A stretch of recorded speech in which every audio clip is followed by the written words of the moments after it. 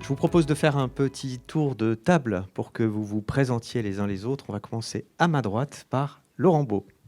Bonjour à toutes et tous. Donc, je suis Laurent Beau, je suis le délégué général de la Fédération de l'horlogerie. Je suis aussi délégué général de la CNHBJO, c'est-à-dire la confédération qui regroupe l'horlogerie et la bijouterie, les deux branches étant en processus de fusion. Et puis, je suis membre de la SPP Industrie créative et technique Modélux et de la commission GPEC au sein de l'OPCO. Donc la SPP, la section paritaire professionnelle, voilà, qui regroupe un certain nombre de branches au sein de l'opérateur de compétences. Absolument. Merci beaucoup. Hubert Larnay, bonjour. Bonjour à tous. Donc je suis Hubert Larnay, responsable du service développement économique dans les territoires au sein de Pôle emploi Île-de-France. On poursuit le tour de table.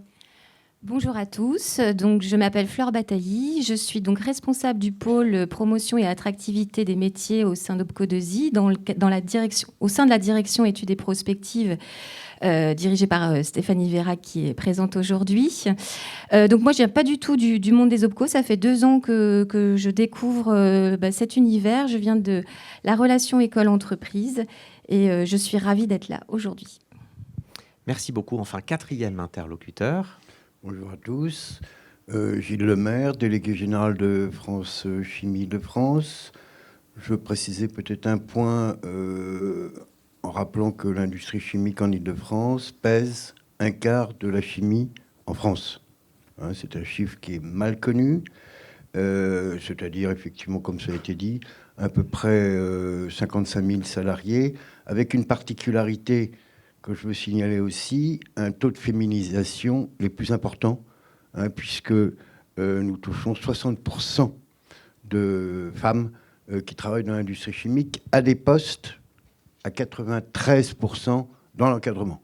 Hein, je veux signaler ce contexte. Ouais, donc effectivement, c'est très spécifique. Alors on va voir avec vous quatre quelles sont les actions déjà mises en place et comment on peut aller plus loin, quelles sont les pistes envisagées, comment changer d'échelle aussi, parce qu'on se rend compte souvent quand on travaille sur ces sujets-là d'information métier qu'il y a plein de choses qui se font, beaucoup d'innovations, beaucoup de bonnes pratiques, mais qui sont essaimées. Il y a énormément d'acteurs et c'est compliqué de les systématiser et de trouver les recettes, les outils pour réunir tout le monde et pour avoir des actions qui soient déployées sur tout le territoire. On va démarrer avec vous, Laurent Beau, donc délégué général de la Fédération de l'horlogerie, peut-être par quelques mots de contexte qui vont faire écho à l'étude.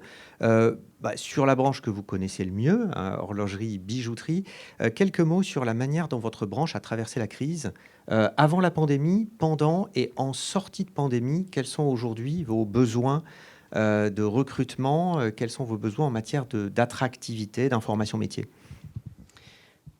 Bon, je ne trahirai pas un secret en disant que, comme tout le monde, on s'est un peu fait peur durant cette période un peu particulière. Là où je dois noter qu'on a eu beaucoup de chance, c'est qu'on a pu bénéficier d'un vrai soutien des partenaires sociaux pour mettre en place pas mal d'accords durant cette période compliquée du Covid, où en gros le modus operandi, ça a été de former plutôt que de licencier.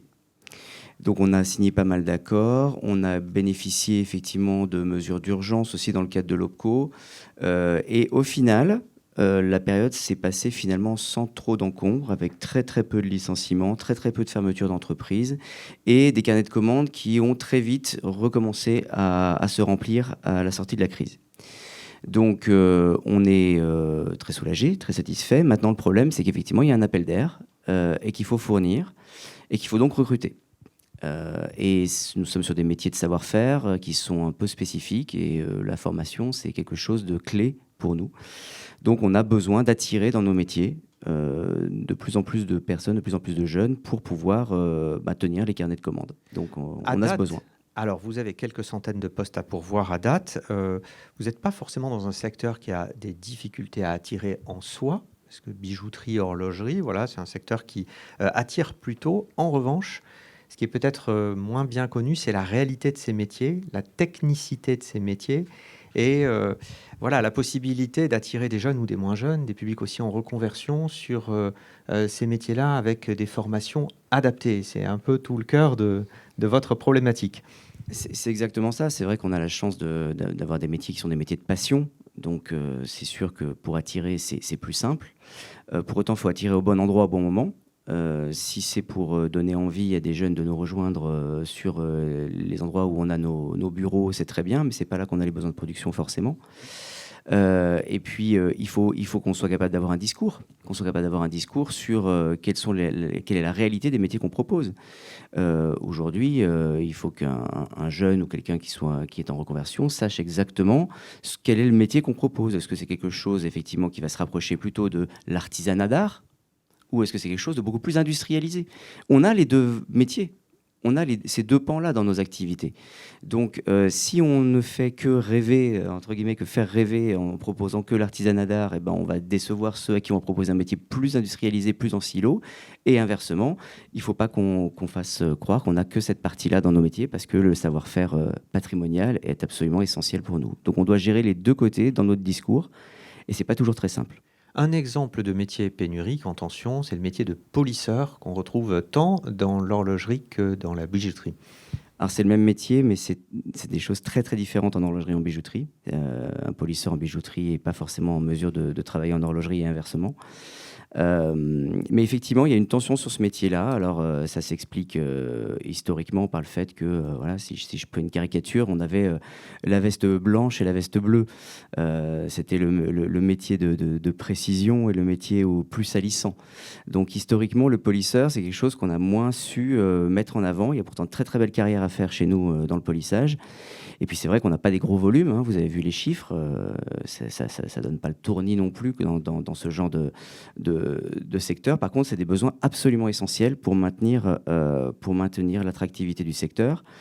Et je dirais que on a dans le luxe, de manière plus générale, puisque je vais m'exprimer aussi tout à l'heure au niveau de la SPP et du CSF, on a besoin de mettre en avant le luxe français, de mettre en avant nos savoir-faire patrimoniaux, nos besoins par rapport à la contribution qu'on apporte au PIB.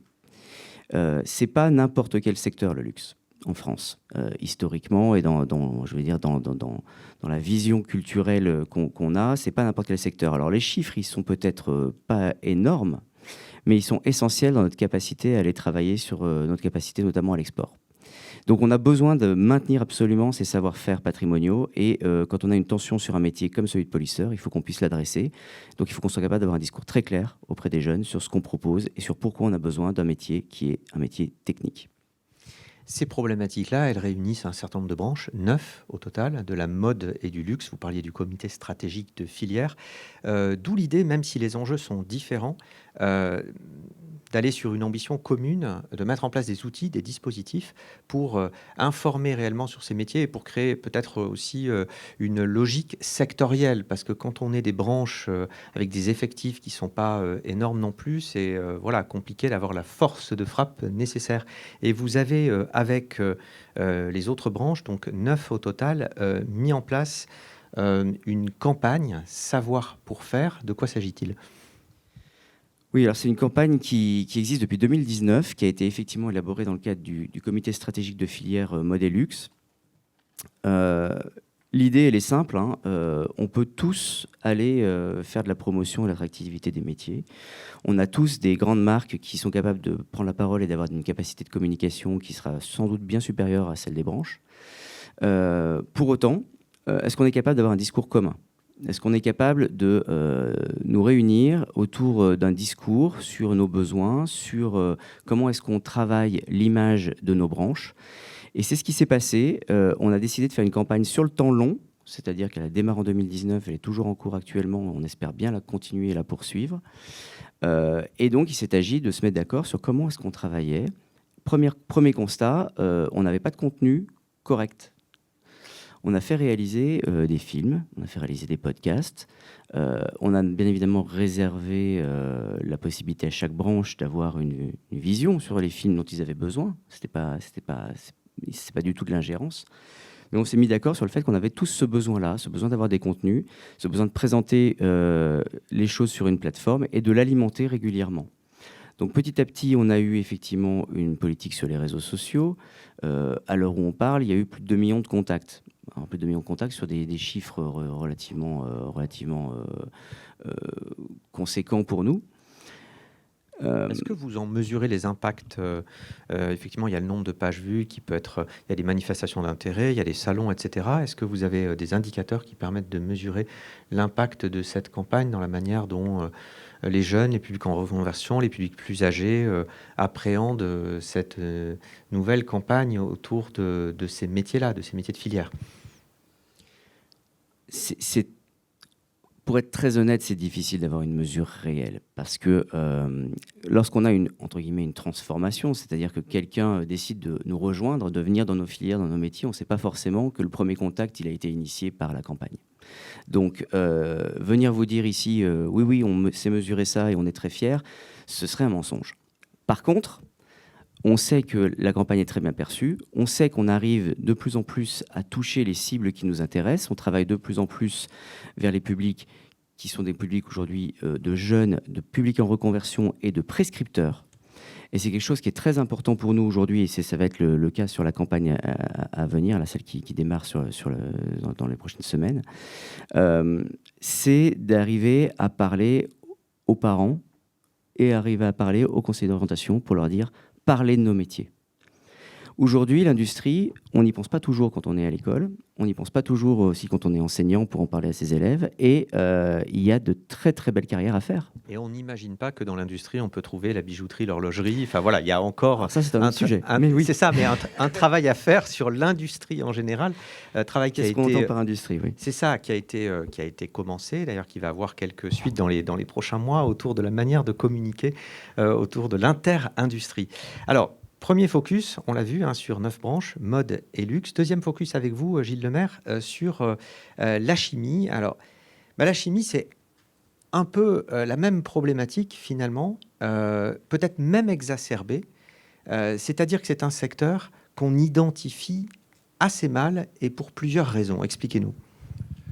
Alors, je veux rappeler que les métiers de la chimie, et pas simplement la chimie, les métiers de la chimie sont par essence interindustriels. Et je veux rappeler à tous, mais je pense qu'un certain nombre d'entre vous le savent, 50% des chimistes formés travaillent hors de la chimie. Alors, bien sûr, chez nos amis de la pharma qui est ici, mais également dans la métallurgie, dans le bâtiment, etc. Donc, j'ai envie de dire, les chimistes, je dirais, tout niveau confondu, travaillent pour l'interindustrie. Ça, c'est le premier constat. Le deuxième constat qui est très important, et c'est ce qui nous a amené à prendre des mesures, à mettre en place des outils, c'est que on assiste, et c'est pas nouveau, à une désaffection des jeunes pour les filières scientifiques, et en particulier pour les filières de la chimie.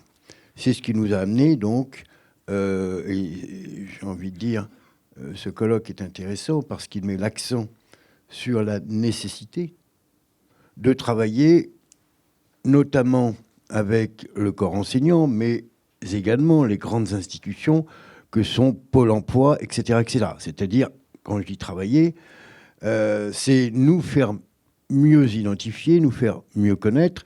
Et c'est vrai que au fil des années, nous avons progressé, même s'il reste encore évidemment des marges de progrès. D'où l'idée, effectivement, d'associer d'une manière ou d'une autre le monde de l'éducation, et dans la chimie c'est important, c'est majeur, les grandes institutions, je l'ai dit, mais également les parents qui jouent évidemment un rôle essentiel dans l'orientation de leurs jeunes. On sait parfois que la chimie, c'est L'Oréal, parfois. C'est quoi d'autre? Alors, c'est beaucoup de choses, et effectivement, vous avez raison de le souligner. Une des difficultés que nous avons, si on identifie bien la pharmacie, parce que c'est le quotidien, toute la pharmacie, c'est quand même la base, c'est la chimie, il faut être tout à fait clair. C'est clair qu'il y a quantité d'autres quantité d'autres activités dans la chimie qui sont totalement méconnues, alors qu'on rencontre la chimie dans toutes les activités.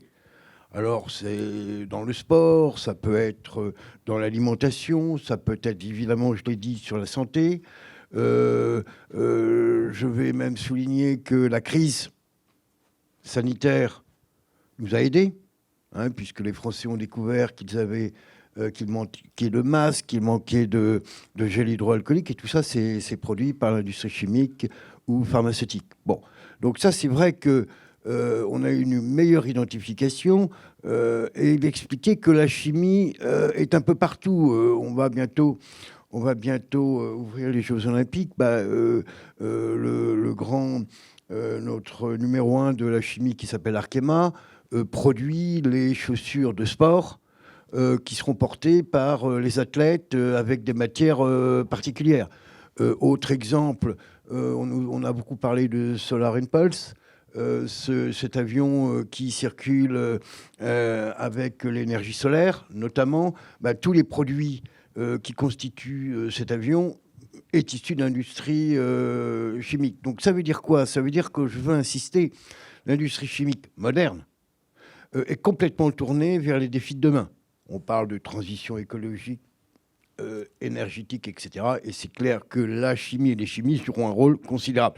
Et ça, c'est un élément d'attractivité auprès des jeunes qui sont sensibilisés à ces problématiques. Encore 2 points importants. Vous avez à date des besoins, de très forts besoins de recrutement. Il vous manque un certain nombre de techniciens dans certains domaines. Vous pouvez peut-être nous prendre 2-3 exemples. Ça, c'est aujourd'hui. Et alors, si on se projette à horizon de 5 ans, la pyramide des âges est assez défavorable, avec de très nombreux départs en retraite et plusieurs milliers de postes à pourvoir.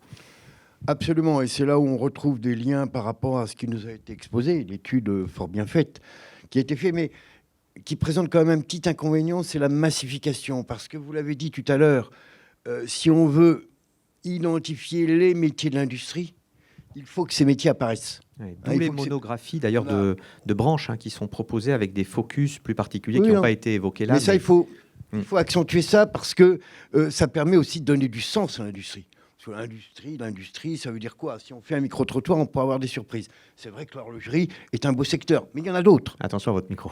Et du coup, par rapport à la question, donc, pyramide des âges défavorable, beaucoup de postes à pourvoir. Et aujourd'hui, 2-3 exemples de métiers sur lesquels il y a des besoins non pourvus. Alors, en Ile-de-France, c'est très très clair pour nous. C'est technicien. Mais là, on a évoqué cette question. Technicien, Bac+2, Bac+3, on en manque. Tout ce qui est chimistes commerciaux, ça on en manque. On trouve des commerciaux, on trouve des chimistes, mais c'est le tandem. On ne vend pas évidemment des produits chimiques comme on vend autre chose. Bon, donc là il faut une formation particulière. Et puis évidemment, mais là ça rejoint toute la France, un manque d'opérateurs. Un manque d'opérateurs, c'est-à-dire c'est des personnels qui sont un bac plus, un bac plus 1, pas plus bac plus 2. Maintenant, les opérateurs sont quand même assez pointus dans notre secteur d'activité.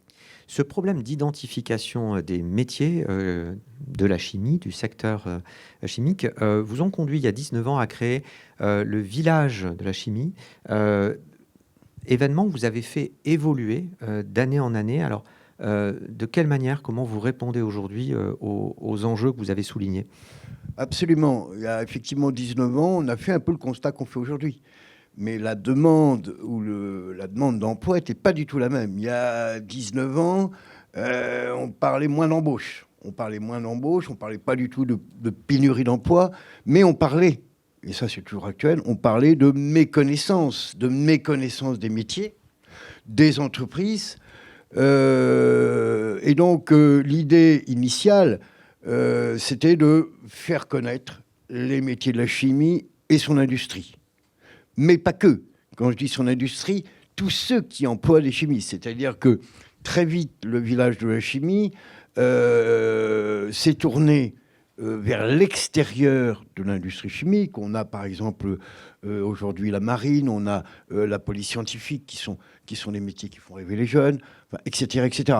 Donc on a voulu tout de suite bien signaler ce que c'était que les métiers de la chimie, mais aussi signaler que ce n'était pas la propriété de l'industrie chimique, loin de là. Donc là, on a fait cette activité. Et aujourd'hui, enfin cet outil, et aujourd'hui, effectivement, depuis 4-5 ans, les choses, la pression est un peu plus forte. Et c'est évident qu'aujourd'hui, c'est un outil. C'est un outil pour permettre aux jeunes, et même aux moins jeunes, hein, parce que les moins jeunes sont aussi invités, trouver des stages, trouver de l'apprentissage, parce que vous l'avez évoqué, on a besoin de progresser dans l'apprentissage, sachant que notamment l'industrie chimique est venue beaucoup plus tard que nos amis du bâtiment ou de la métallurgie à l'apprentissage. Et donc, on a voulu aussi utiliser un outil pour faire la promotion de l'alternance, qui a d'ailleurs beaucoup progressé. Je veux signaler un point important, hein, notre profession a pris l'engagement à l'horizon 2025 de faire progresser l'apprentissage de 30%. Sachant qu'en fin 2021, nous avons constaté par rapport à 2020 déjà une progression de plus de 25%. C'est-à-dire que par rapport aux tendances que m'ont donné d'ailleurs nos amis de l'OPCO, les tendances 2022, nous devrions en 2 ans atteindre l'objectif que s'est fixé la branche, c'est-à-dire dépasser les 30% d'alternance. Alors, info pratique, hein, c'est le 10 et 11 février à la Villette, ce village. Absolument, la prochaine édition où on va fêter la 20e édition. La 20e édition. Et avec voilà, une adaptation par rapport au public. Le vendredi, plutôt pour des jeunes de 3e et le samedi, plutôt pour des jeunes plus qualifiés, post-bac. Absolument. Ce qui permet de cibler un peu la communication. Fleur Batailly, vous êtes dans l'accompagnement au niveau de la promotion des métiers de l'OPCO de l'ensemble des 32 branches. Elles ont quasiment toutes des difficultés de recrutement. C'est pas nouveau, certains en avaient avant la pandémie. La nouveauté, c'est que ça s'est accentué et que ça touche désormais énormément de fonctions, y compris d'ailleurs des fonctions support. Et l'ampleur aussi de ces besoins est un peu nouvelle. Sur les 32 branches, la situation était assez hétérogène, avec des branches qui finalement avaient déjà des outils, une certaine maturité, d'autres qui avaient assez peu de moyens. Le premier élément un peu socle, on va dire, c'était de proposer des outils à tous. Oui, alors on est là pour trouver des réponses. Donc il y a beaucoup de choses qui ont été dites, mais il y a quelque chose que je veux vraiment rappeler. En fait, la promotion et l'attractivité des métiers, c'est pas une activité hors sol, ça se fait sur le terrain. Ça se fait en rencontrant tous ceux qu'on a cités jusqu'à présent, les jeunes dans le cadre de leur parcours d'orientation, les demandeurs d'emploi, les prescripteurs, les parents. Et donc, vraiment, cette action, il faut qu'on la pense terrain. Aujourd'hui, je suis ravie d'être là parce que toutes les personnes qui sont dans la salle sont des prescripteurs potentiels, des ambassadeurs potentiels de ces métiers. Et quand je réfléchis sur ce que OPCO2I peut être apporté, et je reviendrai sur comment on accompagne nos 32 branches juste après, c'est vraiment de pouvoir outiller tous ces prescripteurs et aussi leur permettre de connaître les métiers et connaître nos environnements industriels. Donc il y a beaucoup de choses qui sont faites, beaucoup d'initiatives, mais voilà, je voulais juste redire que tous les gens dans la salle aujourd'hui sont nos prescripteurs. Tous les messages qui ont été donnés jusqu'à présent, il faut qu'on se les approprie et on a des outils pour ça. Alors, vous avez raison d'y insister parce que c'est vrai que jusque-là, enfin on va dire jusqu'à une période récente, ces outils, ils étaient en général diffusés d'abord auprès des organisations, des partenaires sociaux, organisations syndicales, professionnelles, auprès des entreprises, via des newsletters, sur des sites, etc., avec un vrai enjeu de diversifier les formats de communication en fonction des publics. Mais l'action vers les prescripteurs était plus hétérogène, plus ponctuelle, pas forcément inscrite dans une stratégie de longue durée. Donc depuis 2 ans, avec les 32 branches, on les accompagne à leur service pour justement qu'ils puissent avoir les moyens de produire des outils de sensibilisation, de présentation de leur métier. Donc on a produit avec eux un certain nombre d'outils de sensibilisation. Aujourd'hui, c'est comment ces outils vivent sur le terrain, sont appropriés par tous les acteurs de la sensibilisation, de l'information, de l'emploi et de l'orientation. Ça, c'est vraiment les questions aujourd'hui qui sont clés. On doit être catalyseur de tous ces matériaux. Il en existe pléthore.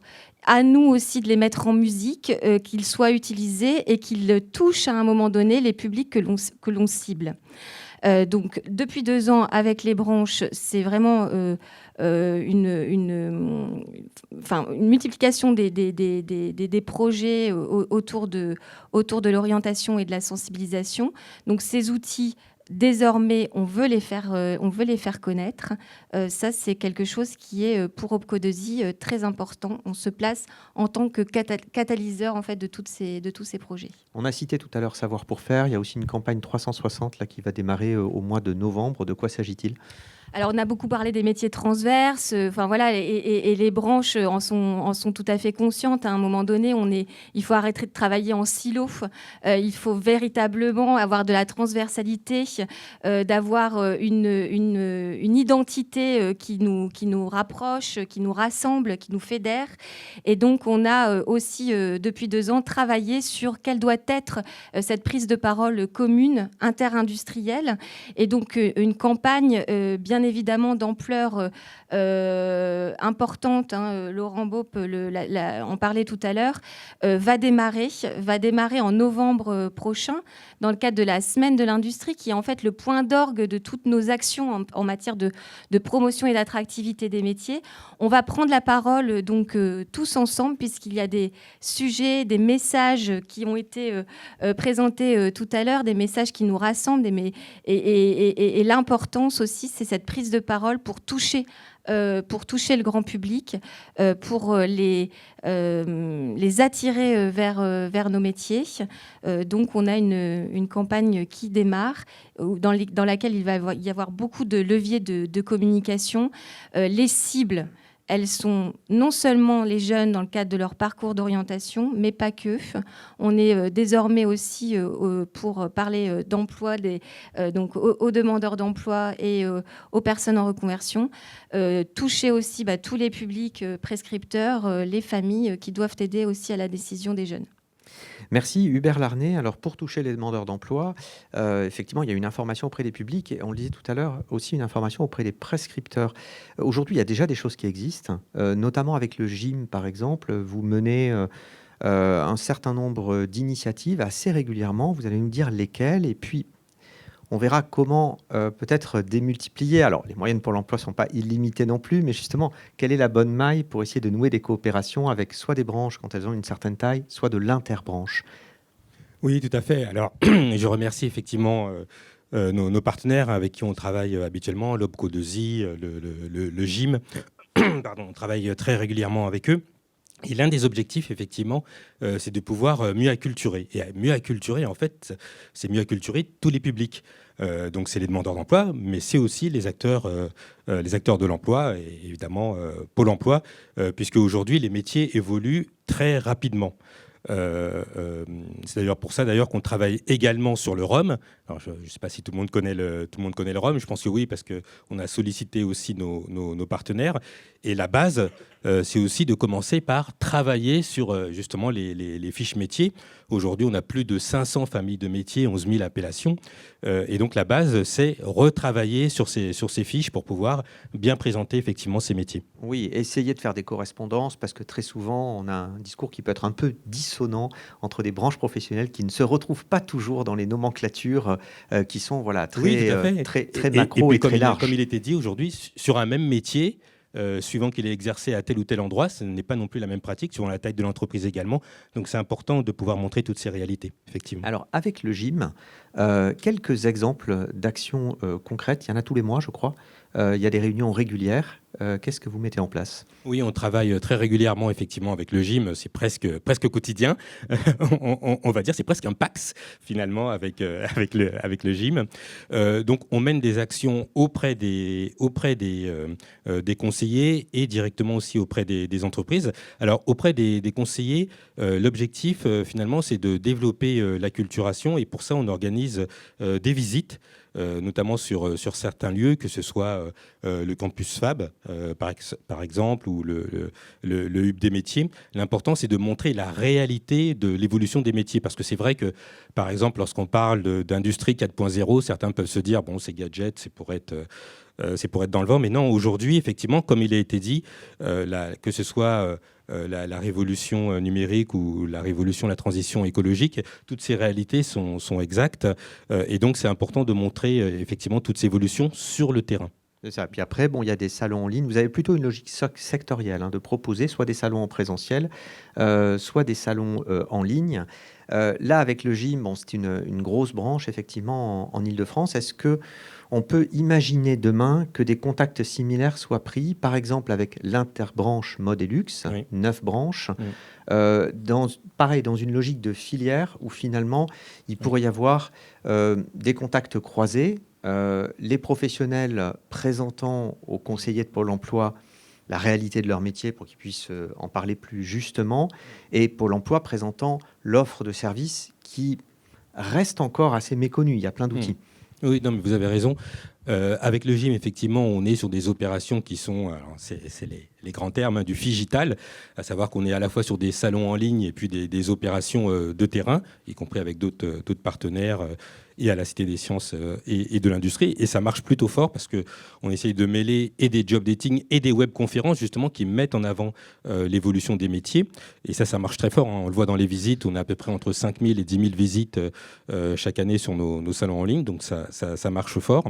Et puis, sur les autres branches que vous évoquez, effectivement, ce sont des branches importantes pour nous. Alors, les demandeurs d'emploi n'en ont pas toujours conscience, mais c'est d'autant plus un motif pour travailler. Par exemple, effectivement, dans le domaine du luxe, on travaille beaucoup avec Hermès. Bon, vous me regardez, je sais, si on cite une seule marque, ça peut faire publicité déguisée, donc je vais dire aussi qu'on travaille avec Chanel, LVMH. Voilà. Et c'est important parce que toutes ces entreprises n'ont pas les mêmes besoins. Et donc, on travaille aussi différemment pour les mettre en avant. Et comme il a été dit, c'est vrai qu'il y a l'industrie, il y a l'artisanat, et c'est important de montrer effectivement tous ces volets. Et ça fonctionne plutôt bien. Comme vous l'avez dit, pour les toucher, on essaye de produire, par exemple, dans le domaine de la bijouterie, on a produit des films virtuels. Et donc, les demandeurs d'emploi peuvent regarder avec des casques, effectivement, ces films virtuels. Les premiers destinataires, évidemment, pour construire ces images, c'est aussi les conseillers. Donc voilà, il y a pas mal de choses qui sont réalisées avec nos partenaires. Aujourd'hui, les conseillers de Pôle emploi ne sont pas sectorisés. Il n'y a pas cette logique-là de les affecter à un secteur. Alors, on mesure toute la difficulté pour un conseiller, qui a parfois un grand portefeuille, de connaître les différents métiers.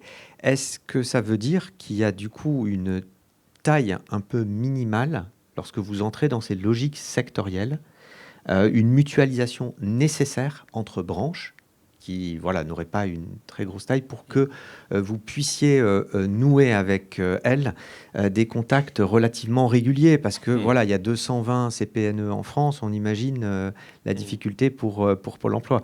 Oui.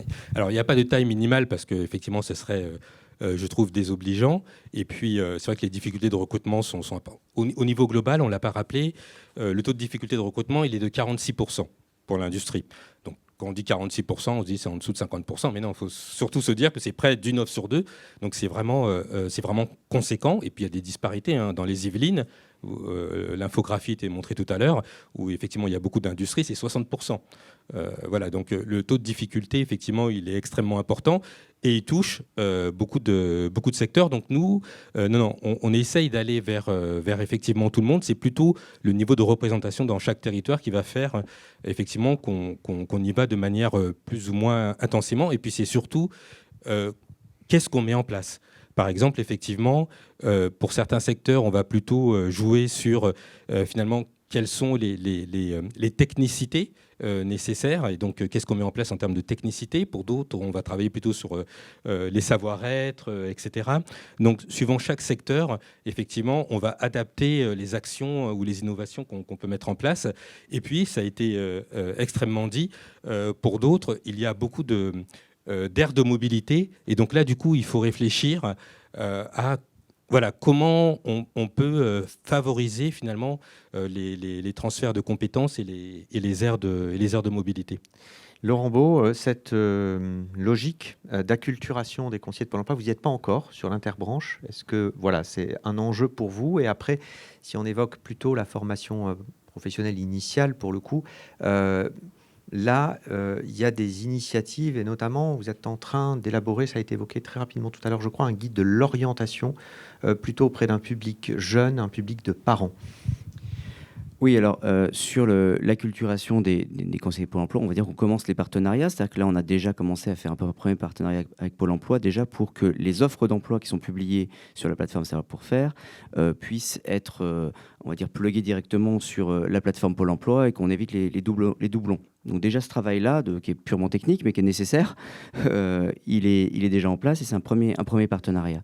Et puis après, effectivement, je dirais que le travail d'essaimage, c'est pas que auprès de Pôle emploi, c'est auprès de tous les interlocuteurs de l'administration, l'éducation nationale, les CCI. On a tout ce travail-là de maillage à faire, à travailler, pour qu'on puisse être au plus près de nos besoins. Je le disais tout à l'heure, nos besoins, ils sont parfois dans certaines régions très spécifiques. Il faut qu'on puisse bénéficier de cette taille régionale. Gros avantage, l'OPCO2I est équipé, puisqu'il y a effectivement des antennes régionales qui vont nous permettre de travailler correctement là-dessus. Les branches ne le sont pas forcément, surtout les branches de taille plus réduite, qui n'ont pas forcément de maillage territorial. Il faut qu'on apprenne à mettre ça en place. Donc moi, je suis assez confiant sur le fait qu'on va réussir à mieux travailler à l'échelon local aussi et à trouver les bons interlocuteurs pour essaimer. Ensuite, sur le guide d'orientation, c'est une nécessité. Il faut qu'on soit capable de prendre la parole et rassurer aussi les prescripteurs sur les carrières qu'on propose, les métiers qu'on propose. Aujourd'hui, dans nos métiers, on peut avoir une voie éducation nationale, on peut bien évidemment avoir des certifications du ministère du Travail, on peut aussi avoir des CQP de branche. Bon, les CQP de branche, par exemple, je pense que la plupart des parents ne savent pas ce que c'est. Pour autant, c'est un grand pan de l'activité et de la stratégie politique de nos branches. Donc, si on veut être capable de promouvoir ces certifications, il va falloir qu'on prenne la parole et qu'on explique ce que c'est, qu'on explique qu'il y a des emplois derrière, qu'il y a des carrières derrière. Et donc, tout le travail qu'on est en train de mener, effectivement, à travers le guide d'orientation, c'est d'expliquer, effectivement, tout ça, d'expliquer aussi comment on trouve ces formations et comment on les finance. Donc, c'est l'ensemble de cette réflexion, on va dire, dans un langage facile et compréhensible, en tout cas on l'espère, pour les prescripteurs, les plus jeunes et puis leurs parents. Fleur Batailly, alors il y a pas mal d'outils, de dispositifs à mettre en place, à renouveler aussi. Il y a un chatbot notamment qui s'appelle Hello Charlie qui aide à l'orientation, peut-être un mot là-dessus. Et puis plus globalement, on évoquait les partenariats, on a évoqué Pôle emploi, mais la particularité de notre système, c'est qu'il y a énormément d'acteurs et on peut citer parmi les prescripteurs les missions locales, Cap Emploi, les écoles de la deuxième chance, les EPID, un certain nombre d'acteurs qui, selon les territoires, peuvent être très actifs et doivent nécessairement être impliqués dans ces démarches. Oui, alors permettez-moi d'abord de rebondir sur ce qu'a dit Laurent Beau sur le maillage. Le maillage. Le PAX, le mariage. Voilà. Le maillage territorial. D'abord, oui, on a une force de frappe, nous, au PCO2I, sur le terrain pour représenter nos branches et l'interindustrie. Mais il faut déjà outiller aussi les acteurs sur le terrain. Donc, c'est ce qu'on est en train de faire. Donc tous les territoires aujourd'hui sont outillés pour être sur le terrain, comme je le disais, au contact direct des publics que l'on vise sur les salons d'orientation, sur les salons d'emploi, d'avoir des outils, des stands par exemple. Vous avez parlé aussi de la réalité virtuelle. Donc aujourd'hui, il n'est pas toujours évident pour des jeunes, leurs familles, d'aller visiter les industries. Donc on produit des vidéos en 360 qui leur permettent vraiment de rentrer dans le réel. Vous parliez aussi de guide d'orientation. On a un travail aujourd'hui avec l'ONICEP pour une publication qui devrait sortir en 2023 sur Industrie, quel métier demain, pour permettre aussi aux prescripteurs d'OPCO2I d'avoir tous les éléments pour bien parler et mieux parler des métiers de l'industrie. Donc ça, oui, on est en train d'outiller le territoire pour représenter nos branches et l'interindustrie. Sur les outils, et notamment les chatbots, parce que c'est très à la mode. Donc pourquoi aussi Hello Charlie ? Parce que quand on est sur Parcoursup ou Alphelnet. L'éducation nationale propose des outils pour aider à l'orientation, et Hello Charlie faisait partie de ces outils. Et donc, il nous a semblé important de pouvoir toujours avoir les bons partenaires qui sont légitimés déjà par l'éducation nationale. On a beaucoup aujourd'hui travaillé depuis 2 ans sur des expérimentations. Il y a également tout le maillage associatif qui est sur l'orientation, qui sont eux aussi pour certains légitimés par l'État, par l'éducation nationale. Il nous a semblé important de nous rapprocher, de travailler avec eux, parce qu'aujourd'hui, un travail d'orientation, ça se fait dans le cadre d'un projet pédagogique sur le temps long, avec des outils. Les enseignants aujourd'hui ont des heures dédiées à l'orientation, et tout ça, on veut amener aussi des outils pour leur permettre de mieux parler des métiers.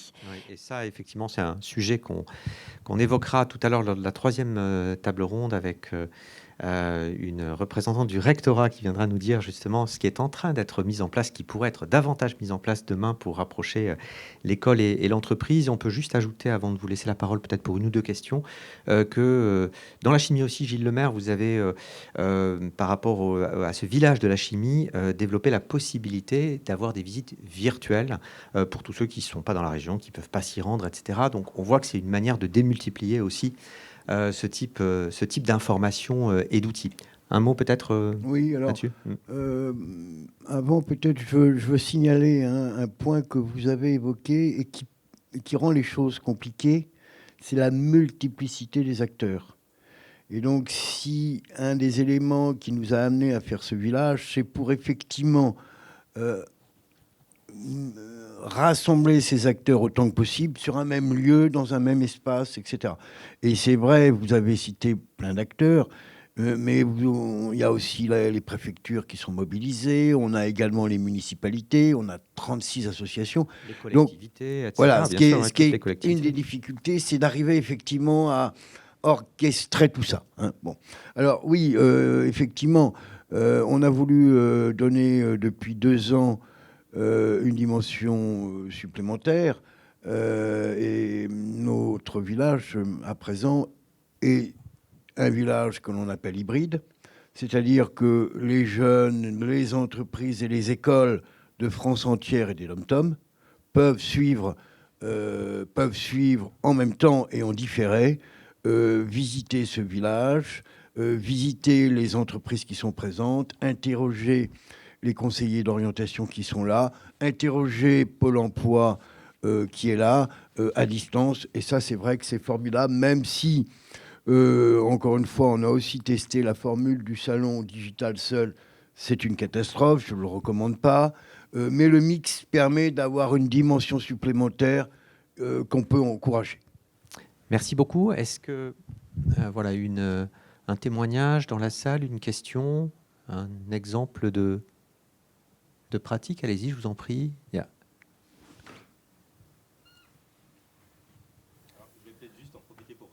Je vous en prie, Hubert. Chose, pour dire que moi-même, en vous écoutant, j'ai beaucoup appris.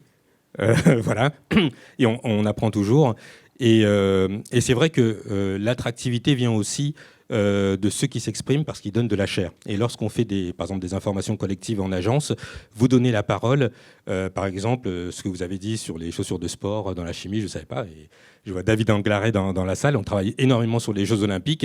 Ben, autant vous dire que je vais m'en resservir quand je vais mettre en avant la chimie. Voilà, c'est pour ça que voilà, l'initiative d'OPCO2I là aujourd'hui de réunir, de s'exprimer sur les sujets, ben, ça nous sert à tous vraiment pour pouvoir initier des nouvelles opérations.